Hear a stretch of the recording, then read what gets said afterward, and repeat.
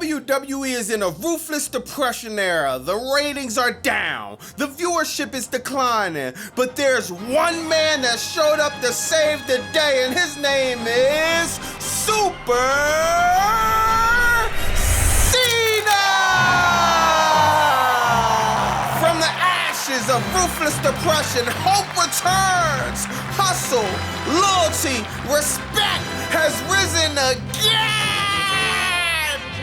Hey, Paul, you need to be thanking your lucky stars that John Cena saved your ass last night on Monday Night Raw. Man, can you just do us all a favor and next time get the hell out the ring? Stop making everything about you. We didn't need you in that segment. That's Adam Pearce's job. Adam Pearce has been doing that all year. Now the biggest night, one of the biggest nights on Raw, one of the biggest nights in Boston. Oh, look who shows up to work. But that's okay, because right after my live last night, I went to the police station and put in a police report. Oh, Bobby Monsoon, what you put in a report for? I put in a report for theft.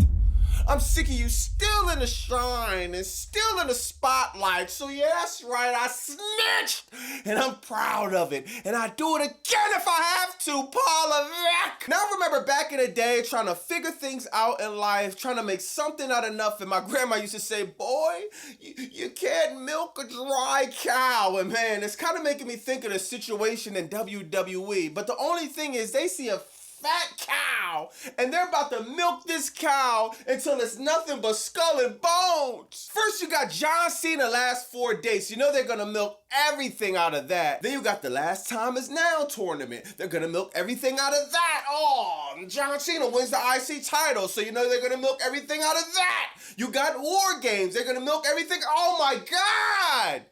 Then you got Saturday Night's Lame Event.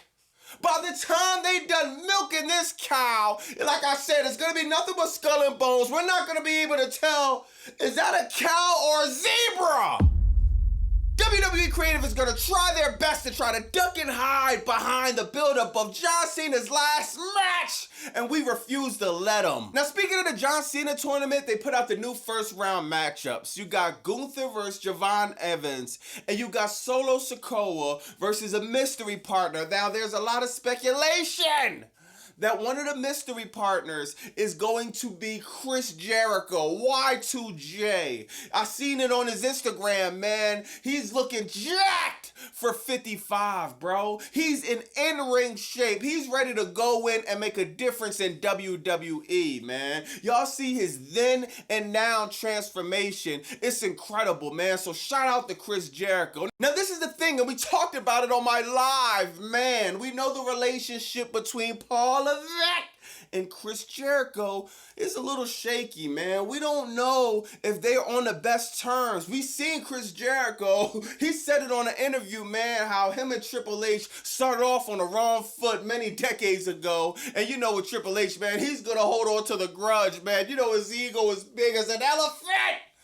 He's not gonna let it go, man. So they always had a weird relationship. But I'm gonna show y'all what Chris Jericho said. He's telling an old story of him and Paul Levesque. Triple H and I didn't get along back at that point in time. There was a lot of animosity for real because I had the audacity to come to WWE, and that people didn't like it. They didn't want WCW guys coming to WWE because they felt we were inferior. So you could do 10 things right, but if you did one thing wrong, you were under the microscope, you know, and you were in trouble. And those guys had pull, so they would bear you to Vince. And it was just politics, right? And I didn't really know much about politics at the time, but I learned very, very quickly. Now let me know in the comments what y'all think about that. Do you think Chris Jericho will be safe under Paul Levesque's management in 2025 going into 2026?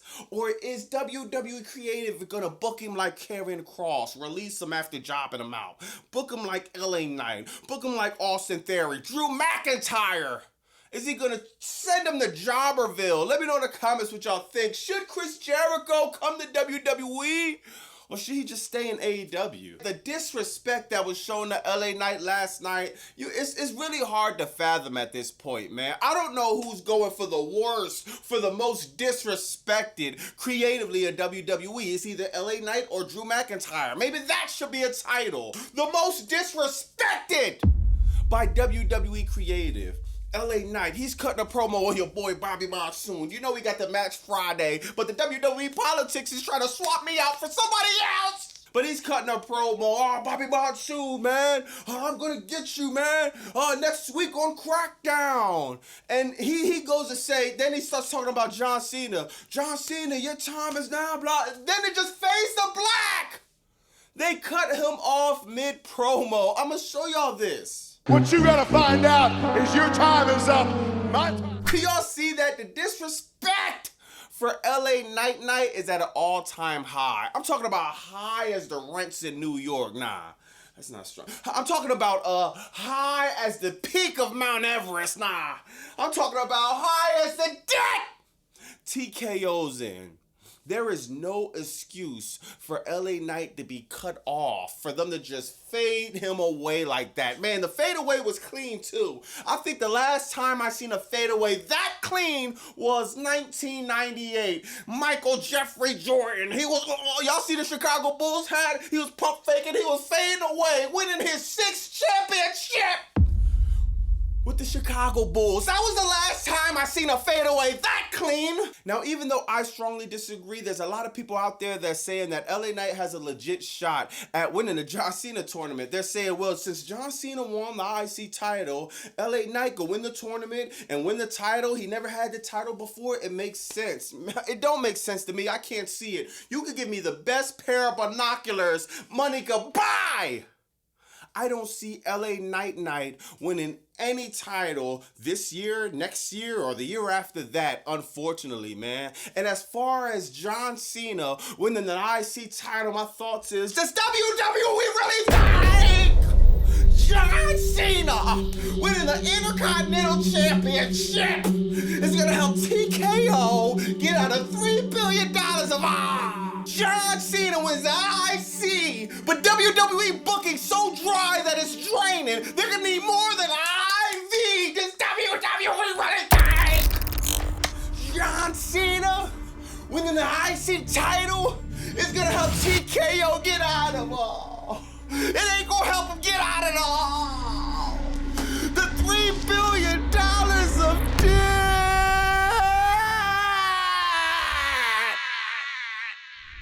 This ad is brought to you by the Pirates in the chat. Go to BobbyMonsoon.com. Get your Ruthless Depression ad t-shirt. If you're sick of the BS in professional wrestling, if you're sick of the soulless billionaires taking advantage of the fans, show them you had enough. Go to BobbyMonsoon.com. Get the Ruthless Depression ad t-shirt. Then, now, and never again. Now, Raw started off with Paul Levesque coming out, man, making everything about himself, dog. He had to start the show off. We're in Boston. We all here for John Cena. And the first music we hear is you. Give me a break, dog. You even had a sign that said Triple H sucks. C-Jax posted it on X, and it's like, damn, that shit was hilarious. But unfortunately, it seems like the sign got confiscated. And it's like, damn, as fans, we can't go and think Triple H sucks. We have to like Triple H. We have to be a bot to get a ticket. Give me a break, dog. This is sad, man. We should be able to go there and voice our opinions. Finally, John Cena comes out. He cuts an emotional promo about Boston, how much the city means to him, how much his career meant. He gets interrupted by Dominic Mysterio. Dominic Mysterio, he start popping his shit, man. And Triple H is like, yo, you know what, man? Dominic Mysterio, you're gonna put the title on the line. Oh! Usually it's Adam Pearce that comes out and books the matches. But Triple H, I guess he had enough sleep over the weekend. So he's up bright and early. He's ready. He had his coffee. So now he's booking this match. So now you got Dominic Mysterio and John Cena. They had a solid match. A lot of people was like, oh, this isn't a 5-star banger. You should not be expecting a 5-star banger from a John Cena that's literally his last few dates left. He only has a few more matches left in him. And a Dominic Mysterio who's, his whole thing is gimmicks. His whole thing is cheating, you know what I mean? Grabbing a steel chair, grabbing a hanger, doing this, doing that. I don't know why anybody would expect some back flips, front flips, like you're about to see a Will Ospreay versus whoever, you know what I mean? You're not gonna get the aerial stuff, at least not for this match. This was was very, very good in ring psychology, man. Just the pace of the match, man. How they told the story. They had the spot where John Cena winking his eyes seems like to be the new meme, man. They did what they were supposed to do in this match. They brung it home how they were supposed to bring it home. John Cena wins the Intercontinental title. Now he's a Grand Slam champion. That was the only title he didn't win. And now people are speculating, is Cena gonna put the title in the rafters? Should the Intercontinental title be gone forever? Should he just leave WWE with the title? And that's gonna be WWE token of appreciation of John Cena? Or will John Cena be losing either at the Raw next week in Madison Square Garden, either at War Games, or might be losing the title in his last match? If you ask me, I think John Cena should retire the Intercontinental title. I don't think John Cena should be losing unless it's his last match and unless it's to a talent that we believe that could carry the company the next 10 to 20 years, you know what I mean? So we still got to see everybody that's going to be in the tournament, but I wouldn't mind him losing his last match, but anything before that, it just shouldn't happen. After that, you got a match that nobody really wanted to see, Damian Priest and Rusev, and man, I don't know, let me know in the comments, is Damian Priest in Jobberville with LA Knight, Drew McIntyre, Austin Theory? Man, since Damian Priest lost the World Heavyweight Championship, I barely could remember anything this dude has done significant. It's been job after job after job, and man, it's like, it makes no sense, seriously. He lost to Rusev. Rusev didn't even have to put on the accolade. Rusev didn't even have to do his #1 signature that takes everybody out. Dog, Damian Priest lost to Aleister Black, jobbed to him, losing the first round of Rusev, without Rusev even putting his finisher on him. It's just, man, this is sad, dog. Seriously. Let me know in the comments, what do we do with Damian Priest at this point? Next, you got CM Punk coming out with the World Heavyweight title, man, and Logan Paul, he interrupts him. Logan Paul is looking like a jobber now, dog. Seriously, I think Logan Paul has to watch it, the booking he's in. Bro, you just got your ass whooped by Braun Breaker. You just got hit with a tsunami by Bronson Reed. And the next thing you do is join the Vision? Like, what? Who's booking that? That makes Logan Paul look like a complete idiot, man. So him and CM Punk going back and forth. Logan Paul's like, man, I ain't trying to get beat up every week. It's like, it just comes off weird, dog. I don't like this booking at all. If you look at this picture right here, you got the War Games set up. CM Punk, Jey Uso, Cody Rhodes versus The Vision, Logan Paul, Braun Breaker, Bronson Reed, and man, War Games this year will be a complete snooze fest. We talking about Snore Games. Snore Games.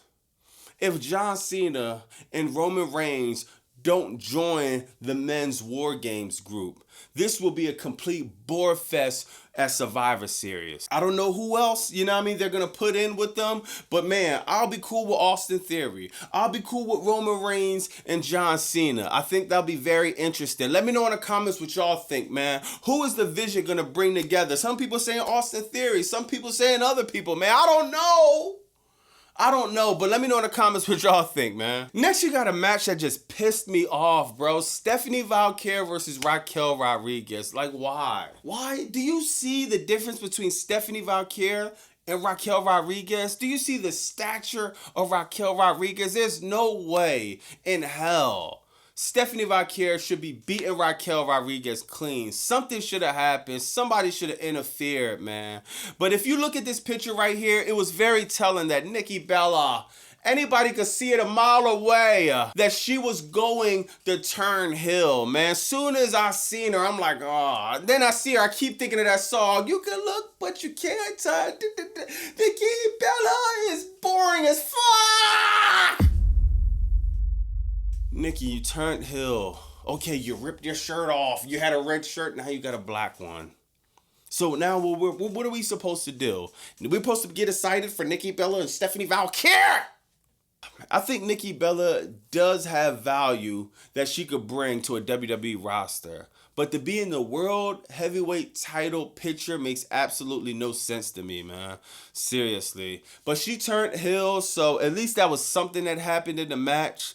Honestly, I think Raquel Rodriguez, I would love for her to get a shot at the World Heavyweight title. But how they're booking right now, it seems like they're going to have Roxanne Perez get the title before Raquel Rodriguez. And it just makes no sense. Then you got another match. And now, Sheamus, I don't want to hear, oh, this was a banger after banger. Nah, this was corny. This was boring. Shinsuke Nakamura versus Sheamus. A match that nobody want, nobody asked about. I don't even see how you could be in creative and think Shinsuke Nakamura and Sheamus for the tournament. I don't even see how this happens, bro. But they had a whatever match. The match was a bathroom break, to be honest, man. Honestly, this is my least favorite match of the night. Sheamus wins. Nobody cares. Nobody cares. Everyone knows Sheamus is not winning the tournament.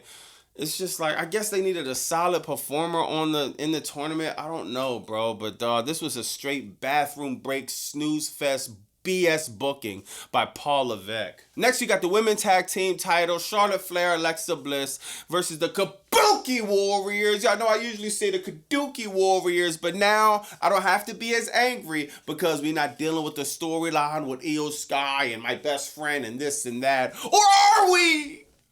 Or are we? The Kabuki Warriors, man, they win the titles, dog. And this was basically a match to set up War Games. They got interferences from Nia Jax and Lash Legend. So now the Kabuki Warriors, Nia Jax, Lash Legend, the most random shit you could pull out of the sky for the Women's War Games.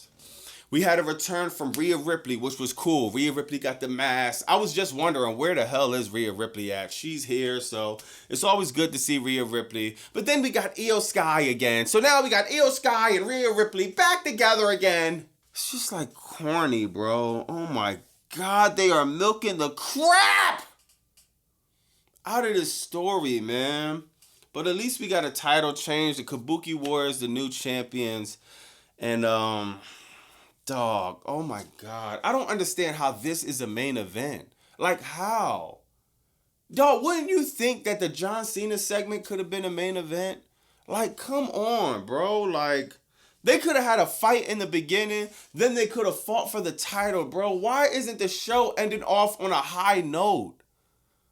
That crowd would have been hot leaving the building, but instead, I guess we all got Rhea Ripley's surprise return. But I don't know. For me, I just hate the storyline of the Kabuki Warriors, Rhea Ripley, Io Sky. I'm so over it. My God, man. So the women's tag team titles, they don't mean nothing anyway. So we'll see what happens from there. But let me know in the comments what you think about that. What do you think about John Cena, the new Intercontinental Champion?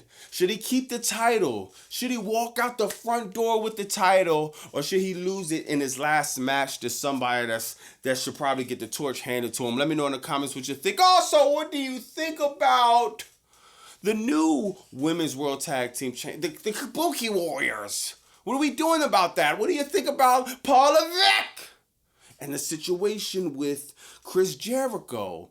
Is Chris Jericho going to be safe under Paul Levesque's booking in 2025? I think not. Let me know in the comments what y'all think about that, man. It's Bobby Monsoon 215. Like, comment, subscribe. Bow!